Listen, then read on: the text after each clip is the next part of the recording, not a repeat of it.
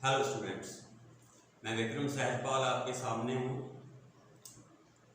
मेरे पास स्टूडेंट्स ने एक रिक्वेस्ट की थी कि सर हमें प्रॉब्लम ये है कि जो अभी आईएलटीएस के एग्ज़ाम्स स्टार्ट होने वाले हैं उसमें करंट टॉपिक में कोविड-19 को लेकर स्पीकिंग में या राइटिंग में हमें टॉपिक आ गया तो हम उसको कैसे टैकल करेंगे।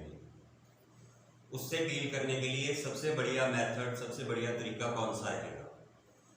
तो मैं आपको उसके लिए कुछ पर्टिकुलर गाइडलाइंस दूंगा जिसे आप यूज़ कर सकते हैं। वैसे तो आप उन्हें अपनी इंटेलिजेंसी से कहीं भी यूज़ कर सकते हैं। स्टूडेंट एक्चुअल में वो होता है जो अपने अकॉर्डिंग, हालात के अकॉर्डिंग इंग्लिश लैंग्वेज को मोल्ड कर ले, इंग्लिश लैंग्वेज की लाइंस को एक्यूरेट जगह पर जाके बिठा दे। यही एक सिस्टम है और यही एक मेथड है जिससे कि एक स्टूडेंट बहुत अच्छे बैंड ले जाता है और दूसरा नहीं ले पाता। उनमें डिफरेंस यही है, सही समय पे सही इंग्लिश का इस्तेमाल करना। तो मैं आपको आज कोविड-19 से संबंधित अगर आपको स्पीकिंग या राइटिंग टॉपिक आ जाए तो उसमें आपने कैसे टैकल करना है, कैसे स्टार्ट लेना है, कैसे बॉडी पैराग्राफ को देखना है और कैसे कंक्लूजन को देखना है, वो मैं आपको बताऊंगा।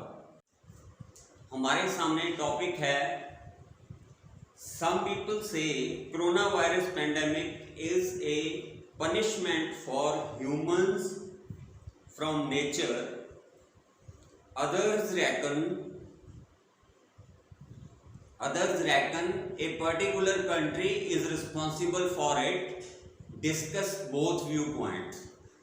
यानी कुछ लोगों का कहना है कि कोरोना वायरस पेंडेमिक का मतलब जो सारी दुनिया में फैला हुआ, तो जो सारी दुनिया में फैला हुआ है इस पनिशमेंट, एक सजा है लोगों को दी गई कुदरत की तरफ से।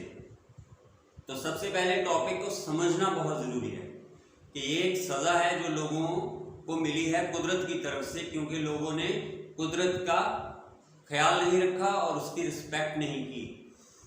तो अदर्स रेकन मतलब दूसरे लोग इस पर गंभीरता से सोचते हैं कि एक पर्टिकुलर कंट्री है कोई दुनिया में जो इसके पीछे है। दोनों व्यू पॉइंट्स को डिस्कस करो। तो इंट्रो में हम सबसे पहले जो चीज है, हमने टॉपिक को हिट करना है। The corona virus outbreak has posed serious challenges to world's health care. Corona virus का जो फैलना है उसने बहुत सीरियस चैलेंजेस, बहुत सीरियस जिसे कहते हैं हमारे सामने बहुत गंभीर टास्क जो हैं वो दुनिया की हेल्थ केयर के सामने रखी है इस वक्त। इट इज वेरी चैलेंजिंग, ये बहुत ज्यादा चैलेंजिंग है, but also an amazing opportunity to unlearn और रीलर्न। अनलर्न का मतलब है बुरी आदतें छोड़ना और रीलर्न का मतलब है दोबारा से कुछ सीखना। अनलर्न बुरी आदतें छोड़ना, रीलर्न दोबारा से कुछ सीखना। तो इसको मैं दोबारा पढ़ देता हूं। But also an amazing opportunity, एक अमेजिंग अपॉर्चुनिटी मिली है हमें टू अनलर्न, बुरी आदतों को छोड़ने की, और रीलर्न, नया कुछ सीखने की। जैसे कि इस बीमारी ने, इस वायरस ने हमें बहुत कुछ सिखा दिया कि हमें सराउंडिंग्स का ख्याल रखना है, केयर करना है, एनवायरनमेंट का ख्याल रखना है, हर एक चीज़ का वैल्यू हमें बता दी है। हमें रोटी की कीमत पता चल गई है, हमें पैसे की कीमत पता चल गई है, बहुत चीज़ें इसने हमें सिखाई हैं। तो बुरी आदतें भी बहुत लोगों की छूटी हैं और नई चीज़ें भी लोगों ने बहुत सीखी हैं। सो उस लिहाज से ये एक बहुत अमेजिंग अपॉर्चुनिटी के तौर पर हम इसे देख सकते हैं। And test our capabilities and value system, इसके साथ ही हमारी काबिलियत को टेस्ट किया है और वैल्यू, जिस चीज की हम हमारी नजरों में कीमत थी उस सिस्टम को बदल दिया है। पहले कुछ और चीजों की कीमत थी हमारी नजर में, अब सही मायनों में जो ठीक है उसकी कीमत है हमारी नजरों में। हमें हेल्थ की वैल्यू पता चल गई, हमें हेल्दी रहने की वैल्यू पता चल गई, हमें पैसा वेस्ट करने की वैल्यू पता चल गई कि उसका क्या रिजल्ट होते हैं। तो कैपेबिलिटीज एंड वैल्यू सिस्टम जो है वो हमने टेस्ट कर लिया इस दौर में, इसलिए ये अमेजिंग अपॉर्चुनिटी है। This is unprecedented time. मैं तोड़कर इसलिए बोल रहा हूं ताकि आपको अच्छी तरह से इसकी प्रोनाउंसिएशन समझ आ जाए। This is unprecedented time that requires unprecedented efforts. So this is unprecedented time that requires unprecedented efforts. ये एक ऐसा समय है जो पहले कभी नहीं हुआ या पहले कभी नहीं जाना गया। अनप्रेसिडेंटेड का मतलब जिसे पहले हमने कभी एक्सपीरियंस नहीं किया या जो पहले कभी जाना नहीं गया। This is unprecedented time that requires unprecedented efforts. ये पहले ना जाना गया कभी, जो बिल्कुल नया समय है, जो जिसका हमें कोई एक्सपीरियंस नहीं, पहले कभी किसी ने ऐसा समय नहीं देखा। और वो ये समय जो है ये क्या चाहता है? अनप्रेसिडेंटेड एफर्ट्स, वैसी ही जो पहले कभी नहीं हुई ऐसी कोशिशें चाहता है, नई कोशिशें चाहता है, नया एक्सपीरियंस है। तो इसको हम इस लाइन में डिस्क्राइब करेंगे। तो इंट्रो में आपका इंप्रेशन है जो वो बहुत अच्छा बढ़ता है, तो इसको हम वो लाइनों को और वर्ड्स को आप ध्यान से दिमाग में बिठा लीजिएगा। उसके बाद इंट्रो की जो लास्ट लाइन है वो आपने हमेशा ये लिखनी है, आई विल स्क्रूटिनाइज। स्क्रूटिनाइज मतलब डिस्क्राइब माई पर्सपेक्टिव्स, पर्सपेक्टिव्स मतलब मेरे विचार, इन एनसुइंग, एनसुइंग मतलब जो आगे आने वाला है, सेगमेंट्स मतलब पैराग्राफ्स। तो I will scrutinize my perspectives in ensuing segments, ये आपकी इंट्रो की लास्ट लाइन है। इसे अच्छी तरह से क्रैम कर लीजिए, दिमाग में बिठा लीजिए, आपने यही लिख कर आनी है, इससे आपका बहुत अच्छा इंट्रो का इंप्रेशन जाएगा। ये मेरा आपसे वादा है। मैं रिपीट कर देता हूं, I will scrutinize my perspectives in ensuing segments.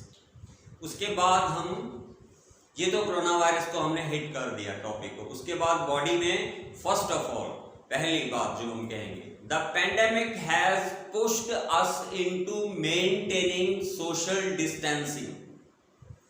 तो इस पेंडेमिक ने हमें किस ओर धकेला है? सोशल डिस्टेंसिंग मेंटेन करने की तरफ। But the most taxing, taxing का मतलब क्योंकि चैलेंजिंग हम पहले यूज कर चुके हैं ऊपर, तो चैलेंजिंग बार बार नहीं यूज करेंगे, इससे इफेक्ट जो है इम्पैक्ट है अच्छा नहीं पड़ता। यहाँ पर चैलेंजिंग है, यहाँ पर चैलेंजेस है, तो यहाँ पर हमने टैक्सिंग कर दिया। टैक्सिंग नोट कर लीजिएगा, टैक्सिंग का मतलब भी चैलेंजिंग ही होता है, मैंने इसीलिए ब्रैकेट में लिखा है ये। So, but the most taxing is also to remain connected. इसमें बीमारी जो है, वायरस जो है, इसमें सबसे बड़ी जो हमारे सामने टास्क है वो क्या है कि हमें सोशल डिस्टेंसिंग मेंटेन करनी है, लेकिन साथ में कनेक्टेड भी रहना है, क्योंकि अगर हम कनेक्टेड नहीं रहेंगे तो हमारे सोशल लिंक्स खत्म हो जाएंगे। हमें कनेक्टेड तो रहना ही पड़ेगा, तो हमें कनेक्टेड रहने के ऐसे साधन खोजने होंगे, ऐसे तरीके खोजने होंगे जिससे हम सोशल डिस्टेंसिंग मेंटेन करते हुए कनेक्टेड रहें। तो ये आपकी बॉडी पैराग्राफ की फर्स्ट लाइन आप लिख सकते हैं। उसके बाद आप कह सकते हैं, nobody has ever been prepared for a disruption of this scale. कोई भी कभी भी तैयार नहीं हुआ है ऐसी डिसरप्शन का मतलब डिस्टरबेंस और प्रॉब्लम जिसने काम रोक दिया, मतलब जो चलते हुए काम को रोक दे। तो कोई भी प्रिपेयर्ड नहीं है, nobody has ever been prepared, कभी भी तैयार नहीं हुआ है ऐसी डिसरप्शन ऑफ द स्केल, इस लेवल की, इस मात्रा की, इस मतलब इतनी ज्यादा डिस्टरबेंस और इतनी ज्यादा प्रॉब्लम, इस लेवल की प्रॉब्लम हमारे सामने पहले नहीं आई। Nobody has ever been prepared for, कोई भी तैयार नहीं था इस तरह की मुसीबत का सामना करने के लिए, एक प्रॉब्लम का, disruption, DISRUPTION of this scale. तो ये चीजें आप बॉडी पैराग्राफ में ऐड कर सकते हैं। उसके बाद जो चीजें हैं, जैसे बहुत सारी बातें हैं कि setback is only an opportunity for you to come back stronger. A setback is only an opportunity for you to come back stronger. तो एक सेटबैक जब आपको लगता है तो वो एक मौका होता है आपके लिए कि आप ज्यादा स्ट्रांग होकर वापस आए। ये मैं आपको आइडियाज दे रहा हूं कि जो इससे ज्यादा आगे आप बॉडी पैराग्राफ में लिख सकते हैं। Health care workers getting infected is the worst thing to happen. जो हेल्थ केयर वर्कर्स इन्फेक्टेड हो गए इस दौरान, वो सबसे बुरी चीज हुई इस कोरोना वायरस में। Providing meals to the economically weaker section, जो इकोनॉमिकली बहुत गरीब लोग हैं उनको खाना देना एक बहुत बड़ी टास्क रही है। Testing kits are critical required, so testing kits जो थी वो बहुत बुरी तरह उनकी ज़रूरत थी। ठीक है, तो इन चीज़ों को आप इसके आगे ऐड कर सकते हैं जो एक्सपीरियंस रहे हैं। तो ये हो गई आपकी बॉडी पैराग्राफ की स्टार्टिंग। और कंक्लूड करते हुए आपने क्या लिखना है, we should not think of all the misery. हमें सिर्फ जो तकलीफ देने वाला, दुख देने वाला पार्ट है, हमें सिर्फ उसके बारे में नहीं सोचना चाहिए। हमें सिर्फ दुख देने वाली जो पार्ट है उसके विषय में नहीं सोचना चाहिए, but of the beauty that still remain, बल्कि सुंदरता के बारे में सोचना चाहिए जो अब भी बच गई है।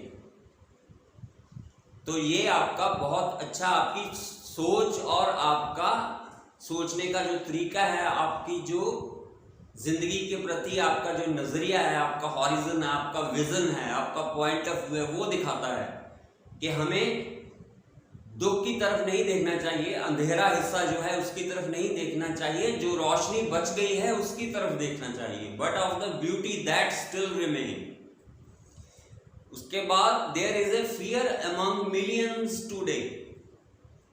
मिलियंस, लाखों लोगों के मन में क्या है, डर है इस वक्त। And we need to face this fear, और हमें क्या करना है, इस डर का सामना करना है।